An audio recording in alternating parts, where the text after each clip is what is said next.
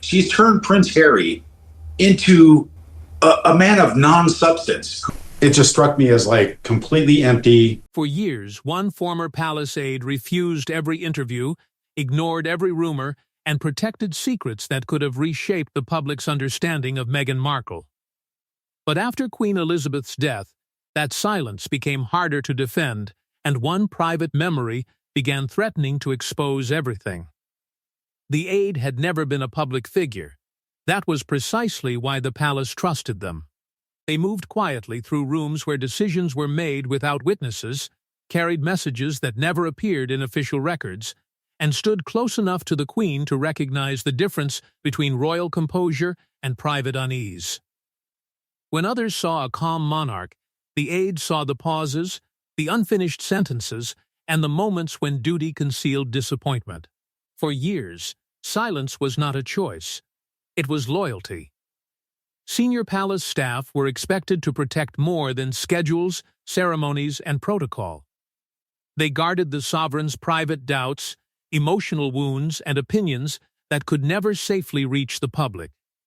Even after rumors surrounding Meghan and Harry became impossible to contain, the aide said nothing, not because there was nothing to reveal, but because the Queen was still alive, and speaking would have felt like betrayal. Yet hidden among the aide's personal papers were reportedly notes about Meghan's arrival, the Queen's early optimism, and the first signs of concern around the Sussex household. Those pages described a story far more complicated than the one presented to the world. To some, Meghan was the courageous outsider who challenged an institution trapped in the past.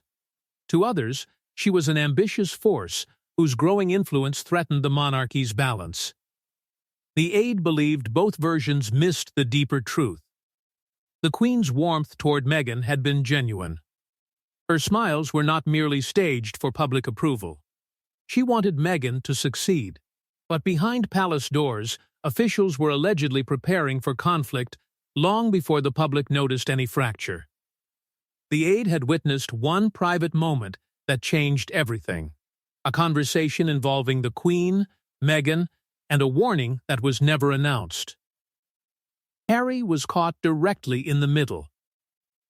He was determined to protect his wife, but he had also spent his entire life trained to respect his grandmother and obey the crown. That tension would eventually become unbearable. And when the aide finally chose to speak, the disclosure would not simply condemn Meghan or defend the palace.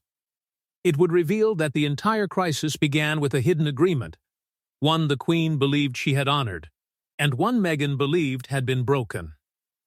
To understand why that agreement mattered, the story must return to the moment Meghan first entered the royal world, when the Queen saw not a threat, but an opportunity the monarchy could not afford to waste. Before the accusations, interviews, resignations, and public warfare, Queen Elizabeth reportedly viewed Meghan as something far more powerful than a new royal bride.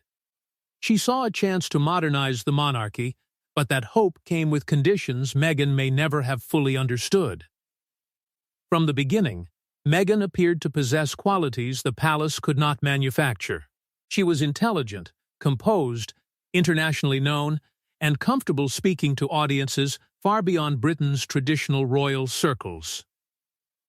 To the Queen, this was not merely impressive. It was useful. Meghan could reach people who saw the monarchy as distant, outdated, or closed to change. But opportunity came with danger. The Queen allegedly understood that Meghan would face pressures unlike those experienced by most royal spouses. Every gesture would be examined. Every mistake would be enlarged. Comparisons to Diana would follow her, while cultural expectations and relentless media attention would turn even ordinary decisions into public battles. According to the former aide, the Queen responded by offering Meghan unusual support. Experienced staff were placed around her. Senior royal women were expected to guide her. Important public duties came early, signaling trust and confidence. Yet the aide believed this generosity was not simply kindness. It was a strategic investment in the future image of the crown. The monarchy wanted Meghan's energy, voice, and global appeal.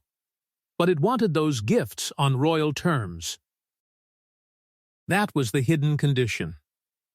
Meghan would be protected, but royal service required surrender. She could influence the message, but she could not control it. She could speak, but only at the approved moment. Her public identity would no longer belong entirely to her. This was where two interpretations began to divide. Meghan may have seen the Queen's warmth as permission to bring her full voice into the institution.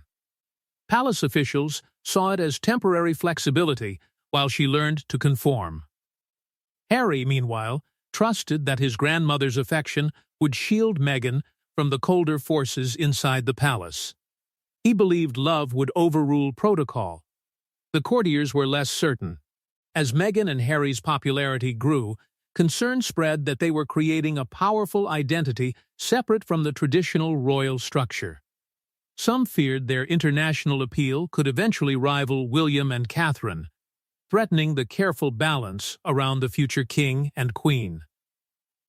Then, a private request from Meghan reached the Queen. To Meghan, it may have been a plea for protection, independence, and dignity. But to senior officials, its wording carried something more dangerous. It sounded like a challenge to the authority that had welcomed her. That request did not immediately trigger a public confrontation. But inside the palace, it raised a dangerous question. Was Meghan asking for protection within the monarchy or freedom from the monarchy's control? The request appeared reasonable on the surface: greater independence, clearer protection, and more control over a life becoming impossible to manage. But according to the former Aide, hidden within Meghan's proposal was a demand that challenged the monarchy's most sacred and closely guarded rule. Meghan reportedly wanted greater authority over communications, charitable projects, staff appointments, travel plans, and the way she and Harry answered damaging stories in the press. She was no longer willing to remain silent, while strangers defined her intentions, questioned her character, and turned every private struggle into public entertainment. Harry believed these changes were not ambitious. They were necessary. To him, the danger felt painfully familiar. He had watched the palace fail to protect his mother while pressure closed around her. Now, as Meghan faced a similar storm, he feared history was beginning to repeat itself. Every delayed response and every unanswered attack seemed to confirm his belief that the institution would protect its reputation before it protected the people trapped inside it. Palace officials saw something else entirely.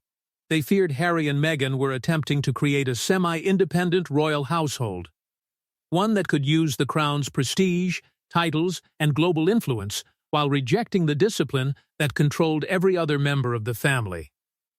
That possibility touched the monarchy's most guarded tradition. No royal, however popular, could become more powerful than the institution itself. Meghan's supporters reportedly argued that the palace's methods were outdated, emotionally destructive, and designed for an era when silence could still control the story. Senior courtiers answered with colder logic. Personal suffering, they insisted, could not be allowed to weaken constitutional symbolism or create rules that future royals might exploit. The Queen was caught between those two truths. She allegedly felt sympathy for Meghan's distress and deep concern for Harry's growing anger. Yet granting them exceptional freedom could establish a precedent that might one day fracture the monarchy into competing households.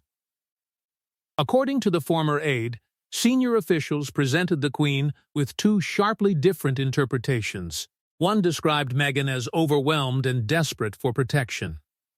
The other portrayed her as strategic, impatient, and determined to force the palace into surrender. William's household reportedly feared something even larger, that the Sussexes were building a parallel royal court, complete with independent advisors, a separate brand, and influence capable of rivaling the future king and queen. The Queen finally decided that officials could no longer speak for her. She would meet Meghan privately. The Aide was there immediately before Meghan entered and shortly after she left. And according to that witness, the public has misunderstood the Queen's message ever since. For years, rumors filled the space where the truth should have been. But now the former aide has finally described the Queen's private message to Meghan, and it changes the meaning of everything that followed. According to the former aide, the Queen did not order Meghan to remain silent, abandon her identity, or accept mistreatment without protest. Her warning was far more complicated and far more devastating because it predicted the exact conflict that would later tear Harry from the monarchy. The Queen allegedly spoke with sympathy, not hostility. She acknowledged that Meghan felt exposed, restricted, and increasingly powerless inside a system that seemed unable to defend her without first calculating the cost to the crown. But then came the boundary Meghan could not ignore. The palace would help protect her. It would offer advisors, security, public standing, and the influence that came with royal life. What it could never allow was something fundamentally different: Harry and Meghan operating as an independent royal power. According to the Aide, the Queen drew a sharp distinction between personal freedom and institutional independence. Meghan and Harry could choose greater control over their lives, but they could not keep every privilege of the monarchy while rejecting its authority. They could reshape their future outside the system, or remain inside and accept its discipline. They could not fully possess both. The Queen allegedly did not dismiss Meghan's suffering. She warned, however, that if the disagreement became public, the family would eventually be forced to defend the crown before defending the couple. It was not presented as a threat. It was described as an unavoidable consequence. Meghan reportedly remained calm, but the disappointment was unmistakable. She believed the Queen's earlier warmth had promised greater flexibility. The Queen believed she had offered patience, support, and a path to influence within royal limits. They left the meeting carrying two different versions of the same conversation. To the Queen, Meghan had been reminded of the boundaries surrounding royal service. To Meghan, the monarch had admitted the system was failing, but refused to let the Sussexes repair it on their own terms. When Meghan later described the exchange to Harry, his fear hardened into anger. He reportedly saw the warning as proof that the institution would never truly place his wife's well-being above its own survival. The palace, meanwhile, began tightening control over Sussex communications, announcements, and outside negotiations. Then came the Aide's most unsettling claim. The Queen did not initially believe Meghan planned to leave Britain permanently. She feared something else, that Harry might choose departure if he felt pushed into deciding between his wife and the crown. That changes the heart of the story. This was not simply a feud built on personality, jealousy, or private dislike. It was a catastrophic clash over authority, freedom, loyalty, and what royal service demanded from those who carried its name. But the meeting was only the first fracture. A second private incident would soon convince the Queen that compromise might no longer be possible. The Queen's warning had drawn a boundary. But the next incident would test whether Harry and Meghan intended to respect it, and whether the palace had already decided they could no longer be trusted. The Queen had survived political crises, family scandals, and decades of private disappointment without allowing emotion to control the crown. Yet the former aide claims one decision by Harry and Meghan left her unusually shaken, not because it was rebellious, but because it seemed carefully planned. The incident allegedly involved discussions about a future beyond traditional royal service. Commercial opportunities, overseas partnerships, charitable influence, and an independent Sussex identity were reportedly being explored before formal permission had been secured. None of those ambitions appeared dangerous alone. Together, however, they suggested that Harry and Meghan were preparing a structure capable of surviving outside palace control. The Queen did not hear the full details from Harry. According to the Aide, information reached her through internal channels, creating the impression that conversations had moved further than the couple had admitted. That discovery mattered because royal titles, public access, international reputation, and diplomatic influence could not be separated easily from private financial ambition. The Sussexes might have viewed their plans as preparation. The palace viewed them as leverage. The Queen's response was not explosive. There was no dramatic outburst or immediate punishment. Instead, the aide described something colder, a quiet sense of betrayal. She had offered Meghan support and Harry time, believing they were still searching for a solution inside the family. Now she feared that her patience had been used to build an exit before negotiations were complete. Harry saw the situation differently. He believed palace officials had delayed every compromise, weakened every proposal, and forced him to prepare an escape route before the pressure destroyed his marriage. Meghan allegedly feared that asking permission too early would give hostile courtiers enough time to dismantle the plan before the Queen could consider it fairly. But secrecy created its own consequences. Senior advisors began examining legal, financial, and constitutional options involving titles, security, public funding, military roles, patronages, and the couple's future position. What had begun as a family dispute was becoming a battle over the meaning of royal membership itself. For Harry, that membership had never been simple. He had inherited privilege, but also expectation, grief, and memories of what palace duty had cost his mother. The role that once defined him now felt like something he could no longer safely perform. The Queen still wanted a private family solution.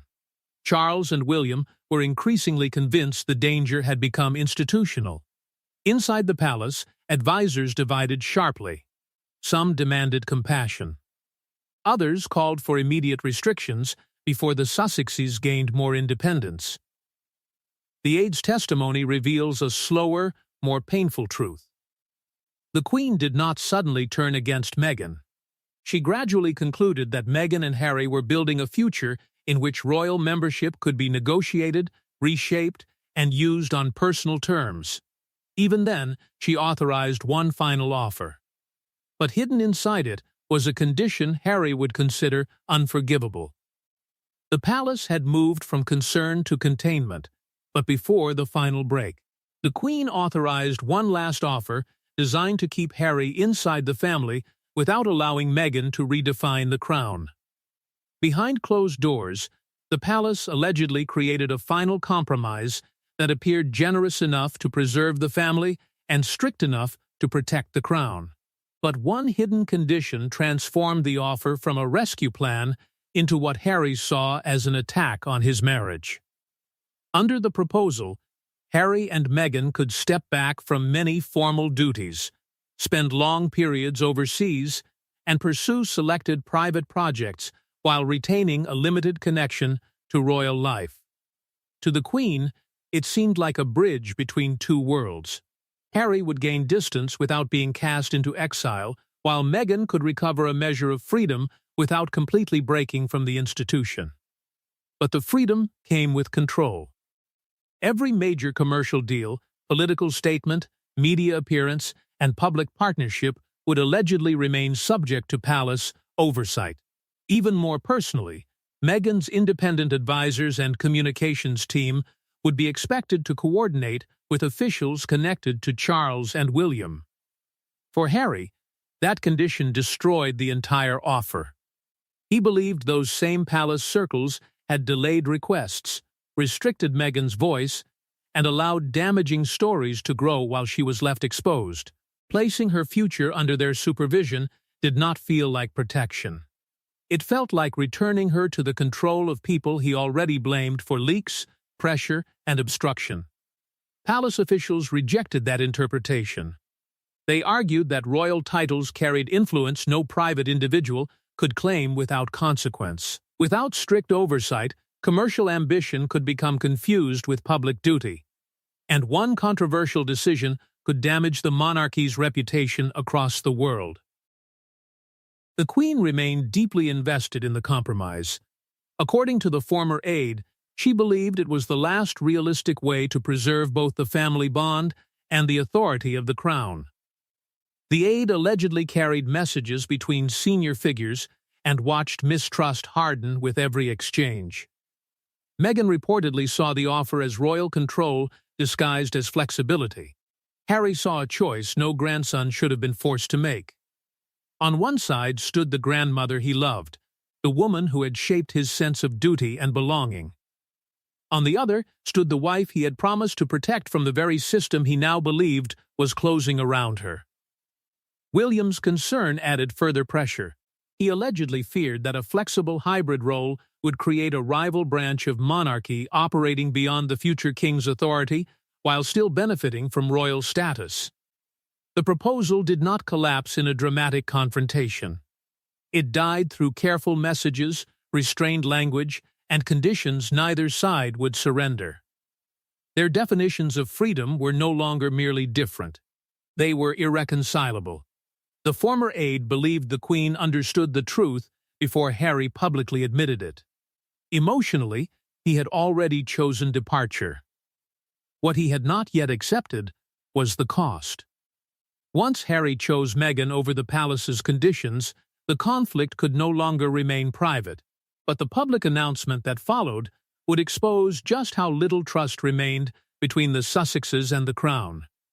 When Harry and Meghan revealed their decision, the world saw a couple escaping pressure and demanding control of their future. Inside the palace, however, the announcement was interpreted as something far more dangerous, a direct challenge issued before the Queen had finished negotiating. The news reached the royal households before every condition had been agreed, leaving senior figures stunned. Discussions were still active. Questions surrounding titles, funding, duties, security, and commercial freedom remained unresolved.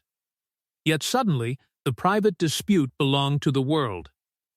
According to the former aide, the Queen viewed the timing as a painful breach of trust. By announcing first, Harry and Meghan had placed the monarchy under public pressure to accept a version of their departure that had not received final approval.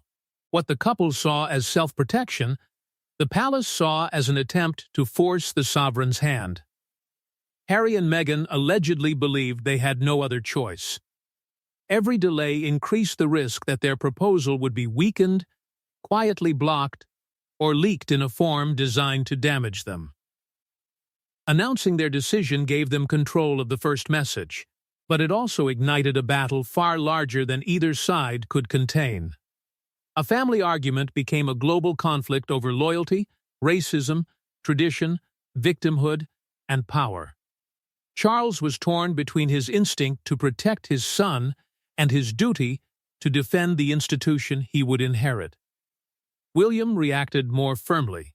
He reportedly believed Harry's actions threatened not only the brothers' relationship, but the future structure of the monarchy itself. The former aide claims the Queen demanded a response that preserved Harry's place in the family while ending all uncertainty about his constitutional position. But every sentence carried consequences. Titles became bargaining tools. Security became a source of fear. Funding, patronages, military appointments, and commercial independence were pulled into a negotiation already overwhelmed by emotion. Meghan allegedly saw the palace's response as confirmation of her deepest suspicion. The institution valued obedience more than her well-being. Harry heard public words of affection while private restrictions tightened around their future. To him, compassion had become the language used to disguise punishment. Some advisors reportedly urged the Queen to respond more harshly, warning that hesitation would make the crown appear weak. She refused. Whatever anger she felt, she feared that total rejection would destroy her relationship with Harry beyond repair. But after the couple left, an alleged private message reached the Queen. Its meaning shook the former aide. The conflict was no longer simply about freedom or departure. It had become a battle over memory, over whose version of events would define the family forever. Harry and Meghan had escaped the palace, but they had not escaped its history.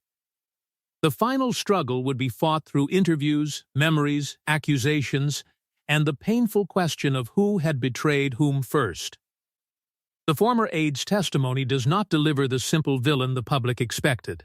Instead, it reveals a tragedy built from competing truths. Meghan believed she was fighting for survival, Harry believed he was protecting his family, and the Queen believed she was protecting the crown from collapse. According to the Aide, the Queen's deepest concern was never simply Meghan's personality, background, or popularity. It was the possibility that the Sussexes were creating an independent center of royal influence, one powerful enough to use the monarchy's name while operating beyond its control. But Meghan's need for independence had not appeared without cause. Constant media hostility, emotional pressure, and growing distrust of the officials assigned to support her had convinced her that silence offered no protection. Every restriction felt like another door closing. Every delay seemed to prove that the palace would act only when its own reputation was threatened. For Harry, the fear ran even deeper. The memory of Diana shaped every decision. He believed he had already watched one woman he loved become trapped inside the royal machine. To him, every limit placed on Meghan carried the warning of another tragedy that could have been prevented. The Queen's position was just as personal, but far more complicated. She loved Harry. Yet she believed affection could not erase the responsibilities attached to royal privilege. The crown could not survive if every member rewrote its rules whenever duty became painful. Still, the Aide does not fully defend the palace. Secrecy, slow decisions, rigid hierarchy, and internal rivalries reportedly intensified Meghan's isolation. Certain courtiers may even have benefited from the conflict, allowing blame to settle on her while more senior figures remained protected. Behind everything was the growing rivalry between the Sussex and Wales households. It was not merely personal. It concerned influence, public affection, charitable identity, and which couple would represent the monarchy's future.